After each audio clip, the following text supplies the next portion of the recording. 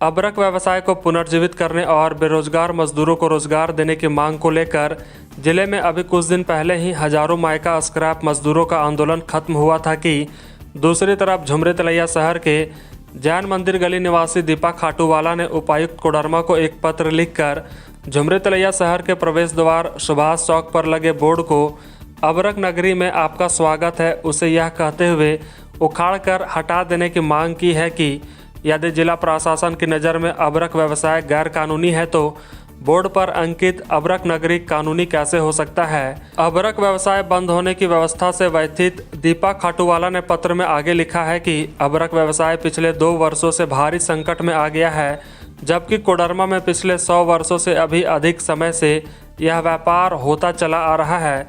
अबरक कोडरमा जिले की शान है और हमारा गौरव भी। उन्होंने कहा कि लाखों लोगों की रोजी रोजगार इस पर निर्भर है। अचानक से इस व्यापार को गैर कानूनी करार कर दिया गया है। ना जाने कितनी चीज़ें हैं जिसमें अबरक का उपयोग होता है। जो लोग इस व्यवसाय से जुड़े हैं वह भुखमरी के कगार पर खड़े हैं। एक तरफ बेरोजगारों को रोजगार देने की बात होती है और दूसरी तरफ रोजगार को छीनकर लोगों को बेरोजगार किया जा रहा है। दीपा खाटूवाला ने कहा कि अबरक लाखों लोगों के रोजी रोजगार से जुड़ा हुआ है। यह कोई नशीला या घातक पदार्थ नहीं है। सरकार नशीले पदार्थ, शराब, सिगरेट, गुटखा आदि के कारोबार की लाइसेंस देती है, लेकिन लाखों गरीब लोगों के जीवन यापन से जुड़े अबरक के मामले में मजदूरों के साथ घोर अन्याय किया जा रहा है। उन्होंने उपायुक्त कोडरमा से निवेदन किया है कि सरकार ही इस व्यवस्था के लिए कानून बनाएगी, हम आम जनता तो नहीं बनाएंगे। इसलिए जो भी रेवेन्यू सरकार को लेना है ले ले, जिससे कानूनी तरीके से सारा काम हो और अबरक व्यापारी सब कुछ जैसे टैक्स, रेवेन्यू या जो भी व्यापार के लिए सहूलियत नियम बनाए जाएं उसका पालन करने के लिए तैयार हैं।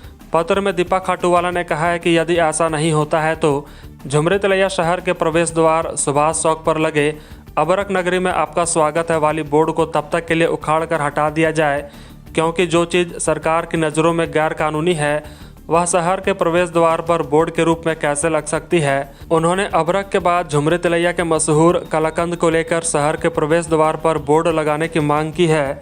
दीपा खाटूवाला ने उपायुक्त से इस पर तुरंत संज्ञान लेकर कार्रवाई करने की मांग की है। आपको बता दें कि यह वही दीपा खाटूवाला है जिन्होंने पिछली बार संपूर्ण लॉकडाउन के दौरान जब सभी गैर जरूरी प्रतिष्ठानें बंद थी तब चप्पल टूट जाने पर उपायुक्त कोडरमा को पत्र लिखकर चप्पल उपलब्ध कराने की मांग की थी। हमारे द्वारा ये मांग की गई है कि मायका को जो अभी गैर कानूनी बताया जा रहा है, तो ये जो हम लोगों के झुमरी तिलैया में सुभाष चौक पे अबरक नगरी झुमरी तिलैया में आपका स्वागत है।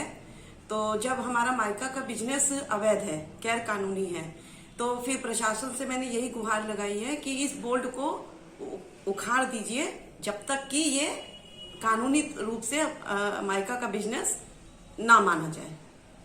ये एक गुहार लगाई है और ये भी कहा है कि आपको जो रेवेन्यू, जो टैक्स लेना है सब मायका व्यापारी देने तैयार हैं। और आप ही बताइए कि अगर हमारा बिजनेस ही नहीं रहेगा तो हमारी रोजी रोटी कैसे चलेगी। और आज के जमाने में इतना आसान नहीं है कि आप एक बिजनेस को छोड़कर दूसरे बिजनेस में करें। और एक एक फैक्ट्री में कम से कम 100-100, 200-200 मजदूर काम करते हैं। पिछले 100 सालों से हमारे दादा परदादा ये मायका का बिजनेस उन्होंने किया है और पूरा एम्पायर उन्होंने इसी से खड़ा किया है। लेकिन अब बताइए 2020 की जून से ये मायका को अवैध बता रहे हैं, तो अचानक से ये कैसे अवैध हो गया? ये क्या कोई नशीली पदार्थ है? क्या ये ड्रग्स है? बल्कि ये तो बिजनेस का बहुत अच्छा स्रोत है, एक्सपोर्ट होता है और ना बहुत सारी चीजें हैं, यहाँ तक कि प्लेन तक में मायका का यूज होता है। तो या इसीलिए हम लोगों का भारत देश पिछड़ा हुआ है, क्योंकि हम लोग अपने घर की चीज की कदर ही नहीं करते हैं। बाहर फॉरेन में लोग मायका मंगा रहे हैं, पता नहीं कितने कितने करोड़ों रुपए का टर्नओवर होता है एक्सपोर्ट जो करते हैं, और हमारे इंडिया में उसकी कदर ही नहीं है। इसीलिए हम लोग इतने साल गुलाम भी रहे हम लोग, क्योंकि हम लोग में दिमाग से काम हम लोग नहीं लेते हैं। तो थोड़ा सा अपना दिमाग यूज करें, और सब अपने अपने फायदे में लगे रहते हैं। किसी को किसी से कोई मतलब नहीं है, बस अपने फायदे से मतलब है। अगर सबका फायदा सोचेंगे तो आज हम लोगों का देश भारत कहां से कहां पहुंच जाएगा। बस हमारा यही बोलना है, या तो जब तक आप लोग मायका को वैध नहीं करते हैं अचानक से अवैध जो हो गया है, कितनी सिगरेट की, कितने नशीले पदार्थों की फैक्ट्रियां हैं, शराब खुलेआम बिकती है, सरकार उसको वो देती है, क्या बोलते हैं उसको, जो लाइसेंस देती है, ठीक है, वो सब ठीक है, और माइका खराब हो गई है। तो यहाँ पर तो सब अपना अपना कानून लगा रहे हैं, पब्लिक के बारे में तो कोई सोच ही नहीं रहा है कि पब्लिक पे क्या बीतेगी। आज बोलते हैं, गवर्नमेंट बोल रही है कि चलिए हम माइका का बिजनेस करेंगे, तो माइका का बिजनेस गवर्नमेंट कब करेगी? जब सब सारी गरीब जनता और हम जैसे लोग भी कितना बैठ के खाएंगे? जब भूखे सब मर जाएंगे उसके बाद ही माइका का बिजनेस शुरू होगा। खाना तो रोज चाहिए, जरूरत की चीजें रोज चाहिए, कहां से आएंगी? तो यही हमको खाली ये झारखंड सरकार को यही बोलना है कि सबसे पहले आप ये जो इतनी शान से अबरक नगरी का बोर्ड लगाया हुआ है, इसको सबसे पहले उखाड़िए। खाली जितने भी कानून हैं सिर्फ हम आम जनता के लिए हैं।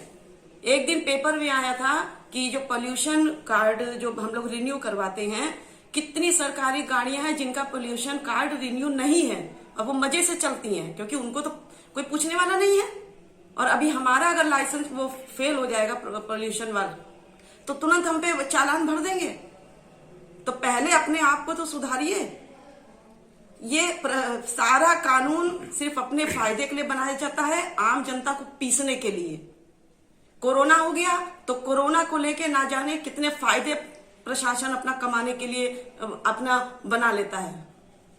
तो आम जनता के बारे में सोचिए, आंखें खोलिए। आप लोगों का शहर कोडरमा जो है, कोडरमा अभ्रक की शान है, ये हमारा गौरव है।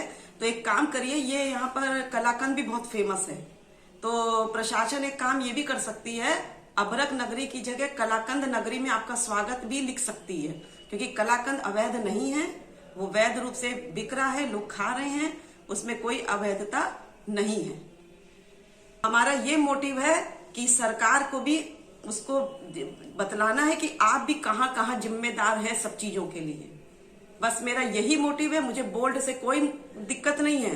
दिक्कत ये है कि जब हमको आईना दिखाया जा रहा है तो हमको भी आईना दिखाना है। बस हमको यही बोलना है। Subscribe now and press the bell icon. Never miss an update.